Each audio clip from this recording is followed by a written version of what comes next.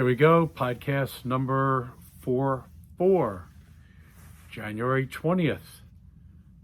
And lots of little things coming up. Hopefully we can get this done fast.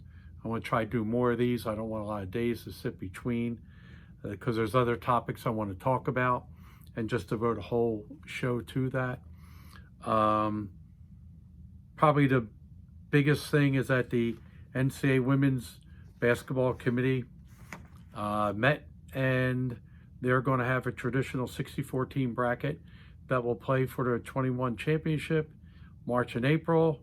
Bracket includes automatic qualifiers from all competing Division I conferences, which is currently 31, and the other remaining bids filled by at-large selections. The flexibility for teams due to COVID, their 500 record.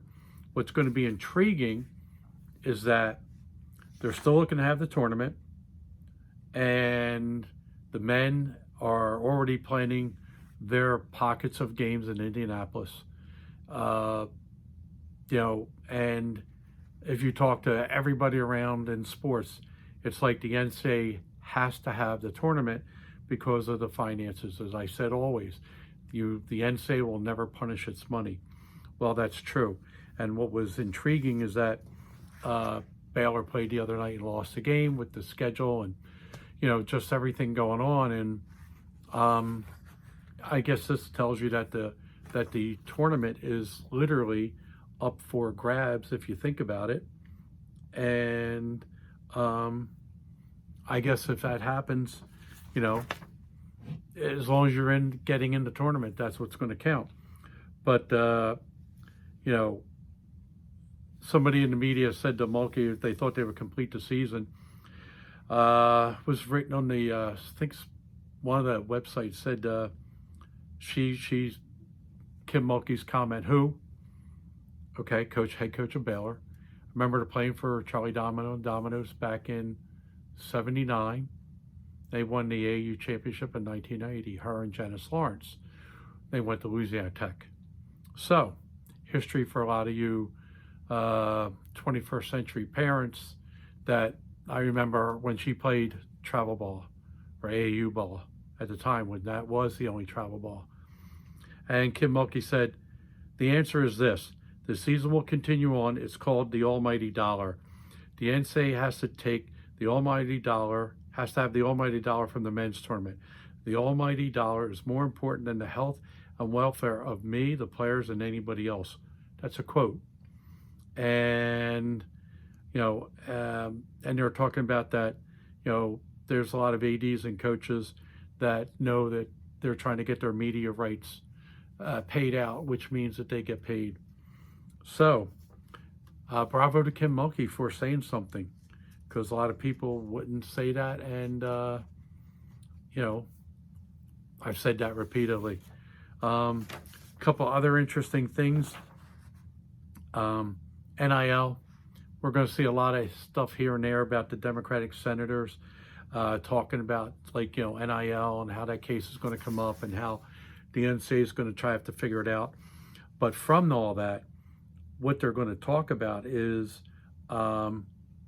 there's people talking about having a Power 5 invitational or having their own playoffs.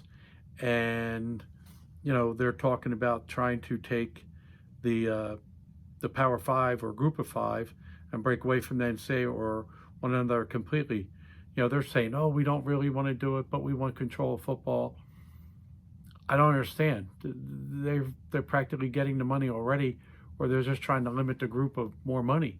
I don't understand. Everybody's having their own digital network. Disney Plus, ESPN Plus, Peacock, Discovery Plus.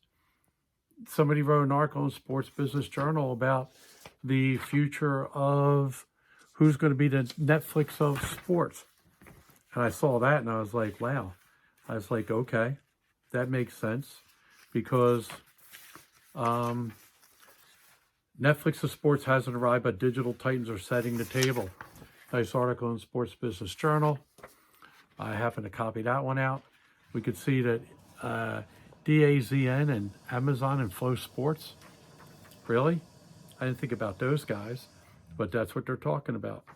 And also, they had a nice article in the Supreme Court. Congress add to NIL waiting game. That became a big page, full page article in Sports Business Journal this week.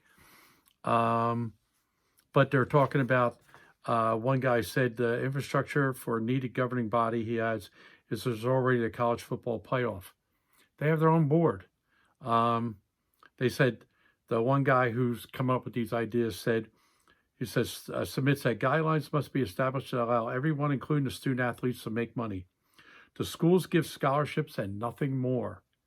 Anyone except the schools can pay any athlete any amount of money for any legal reason. The idea behind centralizing the leadership of major college football is to create a structure that won't fall apart when disaster strikes. Disaster? COVID? Well, hey, figure that out. But we're going to see more NIL stuff as the weeks go on, and separation. As I said before, I think in 39 or 40, or probably 40 or 41, or one of the alphabets of 40, that you're going to see quietly a discussion going on behind the scenes to literally take football away from the NCAA. And I'm going to repeat it here. They move off to nonprofits, they NIL the universities. Hey, the athletes want NIL. How about if you rent your name for money too? But then the academics will get upset. But wait a minute, we're getting paid to provide all this opportunity. Why not? There's a lot of money out there. I guess a couple other items that as I mentioned before, I think I might have mentioned Coke and Pepsi are sitting out the Super Bowl. Pepsi's basically putting their money into the halftime with a group called The Weeknd. Really? Shows you. I'm out of it. This is an interesting little poll they had in SBJ. How do you expect the following sports industry trends to evolve in 2021? Producing TV games more remotely, 71% expand. Cutbacks in Olympic sports and college athletics, expand by 65%. Wow. 18, no chance, decrease 10, but 65, Olympic sports cuts. The presence of esports competitions on live TV, 39, no chance, 41. That's because it's live sports versus esports, or real sports versus mind sports. Partnerships between TV networks and betting companies, 94% expand. This is why I mentioned before. There was a few articles talking about how New York City is going to allow sports betting, and once they do that, it's the cat's out of the bag. And at what point? Remember all those years? If you don't go and read the NCAA, sheet on gambling, and then it became not the sheet. You had to take the test online. I remember people lining out the door at Boo Williams's event, waiting to take the NCAA test. The video. No, do the video. You didn't have to take a test, did the video. The coaches do the test. So that's going to increase, and that will be intriguing.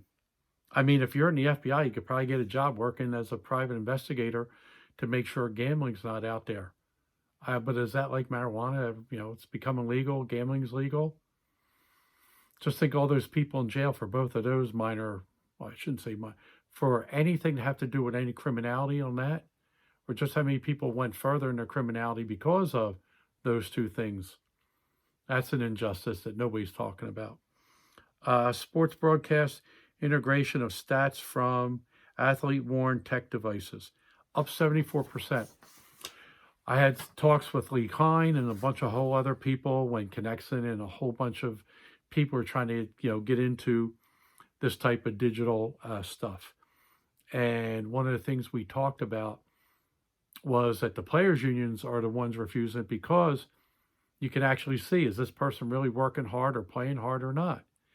But what happens if the system failed you and it didn't really accurately take, when you had a medical condition? So I think there'll be more stuff because I mean, what are they going to bet on? I bet you this person's heartbeat goes up over 105 when they're at the foul line. I'll bet $2 on that on FanDuel. Really? But, that's what's going to come. And everybody who's a high school player now, you'll have to deal with that when you get out of college because they're going to have to figure it out by then. Let alone that's going to head for the pros, and everybody's going to say, oh, you want my data? And remember NIL? Name, image, likeness. Throw a D in there, data. Okay? And then how do you restrict health data? You have to remember, they're starting to restrict cookies. That's why Periscope's going under. They don't want to update the software. I think I mentioned about they were talking about potential recruiting violations during the current dead period. And they're talking about there were numerous potential recruiting violations during the extended recruiting dead period, which has lengthened due to the health and safety concerns related to COVID. They could care less about this stuff because, it's like you got to get these football playoffs and basketball playoffs done. Nobody wants investigations. This spanned multiple sports and include campus visits by prospects that may be impermissible.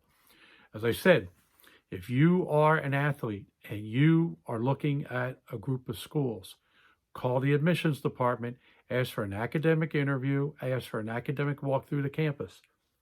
Has nothing to do with athletics. But some of the people are hearing that, oh, I heard so-and-so, was over visiting a school. They were there for academics. But here's my question. Why can't you Zoom call the athletes directly? I mean, I haven't looked at it recently. I haven't had a conversation because everybody's wondering about when are you playing. We need to talk about a revision of the recruiting rules. You don't need home visits anymore. Everybody's doing Zoom. At what point can you get Zoom calls? Maybe, to me, needs to be a limit on Zoom calls of no more than 15 minutes, maybe 20 max.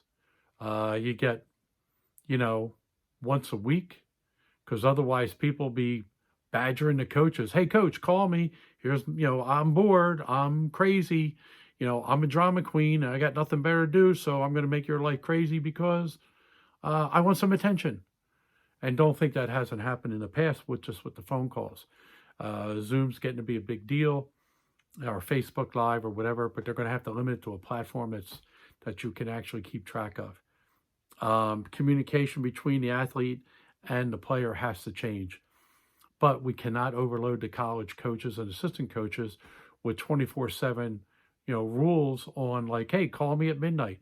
You're at a dinner. I'm at dinner with somebody. A recruit's calling. Oh, got to go. In fact, wait a minute.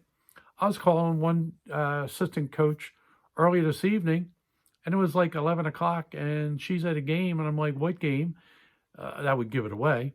And then I'm like, well, and then all of a sudden I got to go. I got to get this recruit call. And I'm like, what? I said, so get me back. And they were taking that call at 10 of 11. Well, she said that. Maybe it was get me off the phone. Who knows? Probably was the latter.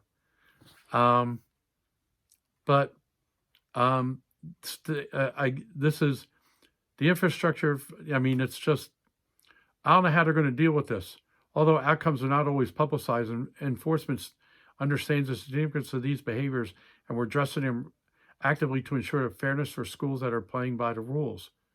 Really? Did anybody read the article about SEC school where they were putting cash into McDonald's bags and handing it to the players? Football. But is that happening in basketball? No, but there are a bunch of travel people who do have their hands out, and they are trying to create every way possible to get paid for you to get access to the player. And if you're not one of those players, then you don't know about it because you're being tricked. That means come play for me so I can sell you behind the scenes to a coach and you'll never know it because that's my bud because they're paying. And is that going on? It's increasing more because you see all these guys, new guys on the women's side in the last 10 years who now see this as their own personal cash cow. How I can tell you that? Because I hear all the stories. Can I name the names? Yeah. Some of them are notorious. I know that everybody can say everything, but if you look at cause and effect. Because what are people doing with their funds and how they supporting the game? You can tell. I know. I mean, I know what I do, and I get yelled at for putting too much into the game. But that's a problem. That's why I get upset a lot. That's why I go off on one person, one group, one entity, one company after another, because I just think it's unfair that the men's game, the boys' side, both are, they get everything and the girls don't get it.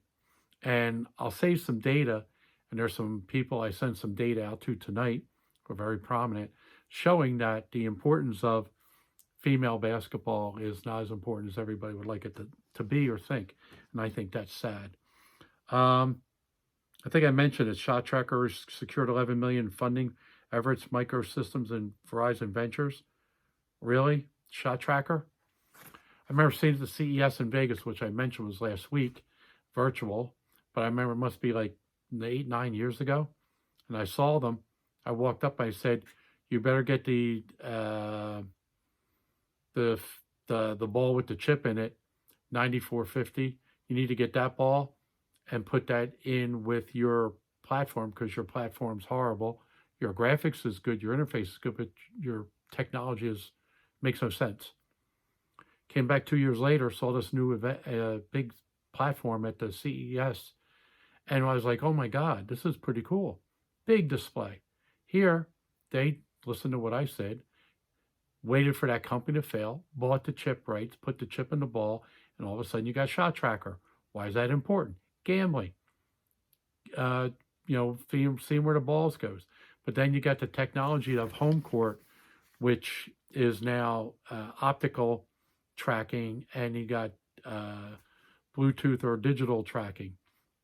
So now, how do you marry that technology along with Connexon and get the player data?